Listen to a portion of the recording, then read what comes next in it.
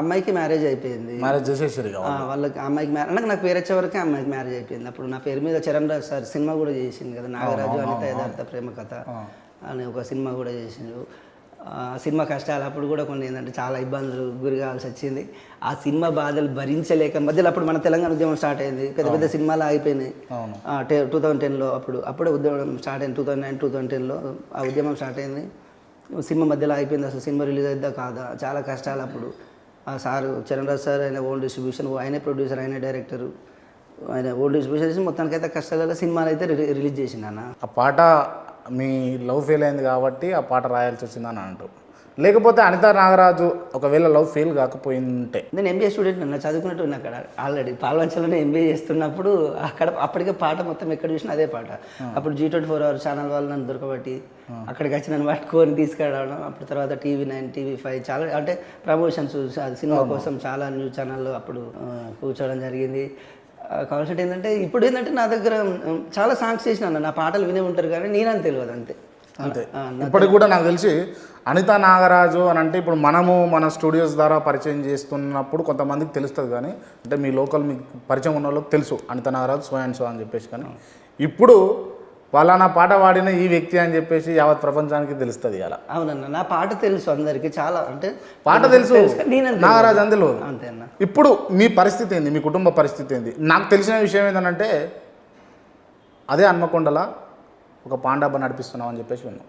వాస్తవమే అన్న. మాకు బతకడానికి ఏదైనా ఒకటి ఉండాలి కదా అన్న. ఈ అవకాశాలు ఏంటంటే మనం తిరగంది ఏది రాదన్న. ఇది ఇండస్ట్రీ అంటే ఏంటంటే మనం పోయి అవకాశాల కోసం తిరిగితే తప్పకుండా ఏదో ఒక రోజు సక్సెస్ అవుతాం, సిన్సియర్గా కష్టపడితే. అలాంటి నేను ఏంటంటే మనకు బ్రతకడానికి ఏదైనా ఒకటి ఉండాలి, డైలీ ఇన్కమ్ రావడానికి. ఇప్పుడు మ్యారేజ్ అయింది, 2 పిల్లలు కావాల్సి ఏంటంటే వాళ్ళు చిన్న పిల్లలు వాళ్ళు. నాకు ఏంటంటే మళ్ళీ నాకు ఒక బాధ ఏంటంటే నా 2 పిల్లలు వాళ్ళు డెఫ్ అండ్ మాటలు రావు వాళ్ళకి. పెద్ద అబ్బాయికి రావు, పెద్ద అబ్బాయి 7 years ఉంటాడు, చిన్న అబ్బాయి ఇప్పుడే 4.5 years ఉన్నది. అంటే అదొక బాధ. ఏంటంటే ఒక సాంగ్ రాయాలంటే మనసు ఎంత ప్రశాంతంగా ఉండాలన్న, ఒక పాట అంటే చాలా ఇబ్బందులు లేకుండా పీస్ఫుల్గా ఉండాలి మైండ్. అదే అన్న. సో ఆ ఇబ్బందులను ఎదుర్కోవడం కోసం పాండాబా పెట్టుకొని కుటుంబాన్ని వెళ్ళదీసినాం అన్నట్టు. ఎన్ని రోజులు అవుతుంది ఆ పాండాబా నడవబట్టి? 2 years అన్న. 2 years క్రితమే పెట్టేసిన. కావాల్సింటే ఇప్పుడు ఏంటంటే ఒక అబ్బాయిని పెట్టేసి వేరే అతన్ని పెట్టి అది నడుస్తుంది. ఇక ఏదైతే అదైందని చెప్పేసి ఊరు వదిలిపెట్టి హైదరాబాద్కి వచ్చి ఇక మరి ఇండస్ట్రీ చుట్టూ తిరుగుతున్నాం.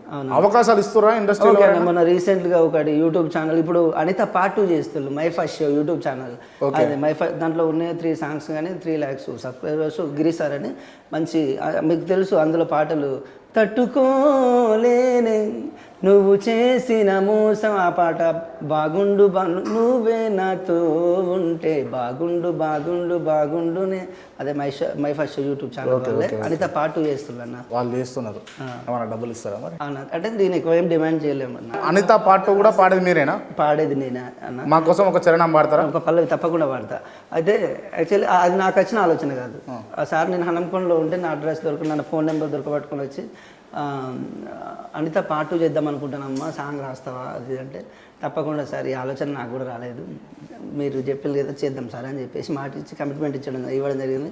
ఓకే, ఆల్రెడీ రికార్డింగ్ కూడా అయిపోయింది అన్న. ఈ ఒక 3 monthsలో ఆల్రెడీ షూటింగ్ కంప్లీట్ చేస్తారు. బడ్జెట్ కూడా ఒక 6 lakhs పెడుతుంది సార్.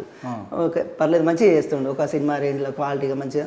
ఏంటంటే ఇప్పుడు యూట్యూబ్లో ఎక్కువ మనకు సినిమా సాంగ్స్ కంటే యూట్యూబ్ సాంగ్స్ ఎక్కువ వింటున్నాం, ఫోక్ సాంగ్స్ ఎక్కువ వింటున్నాం. ఒక్కసారి మరి పల్లవి. నా ప్రాణమా నిన్ను మరిచిపోనులే, ఊపిరాగిన నీ మీద ప్రేమ చావదే, ఎన్నాళ్ళవుతుందో నిన్ను చూడక నా మనసే, నే చచ్చే వరకైనా నా కోసం నువ్వు వస్తావా అనిత అనిత అనిత నా అనిత నా ప్రాణమైన అనిత, మరు జన్మే ఒకటుంటే నీకై మళ్ళీ పుడతా, నా ప్రాణమా నిన్ను మరిచిపోనులే, ఊపిరాగిన నీ మీద ప్రేమ చావదే. Super brother. అంటే ఇప్పుడు అనిత రమ్మని పిలుస్తున్నావు అంటే ఎట్లా రాదని తెలుసు, కావాల్సి ఉంటే ఆ విజువలైజేషన్. అంటే ఇప్పుడు యాక్చువల్లీ నేను మర్చిపోదాం అనుకున్నా కానీ, ఎందుకంటే నన్ను అందరూ నేను బయటకు వెళ్తే నాగరాజ్ అంటే ఎవరికి తెలియదు, అనిత నాగరాజ్ అని పిలుస్తారు అంతే అన్న. అట్లా అంటే ఆ ఫీల్డ్లోనే మంచి ఒక హిట్ సాంగ్ ఆల్రెడీ తెలిసిన పాటే, ట్యూన్ అదే ఉంటుంది, లిరిక్ చేంజ్ ఉంటుంది, మ్యూజిక్ చేంజ్ ఉంటుంది అన్న. మ్యూజిక్ చేంజ్ ఉంటుంది, లిరిక్స్ చేంజ్ ఉంటాయి అంట, అంతేనా? ట్యూన్ సేమ్ ట్యూన్ ఉంటుంది. Same tune.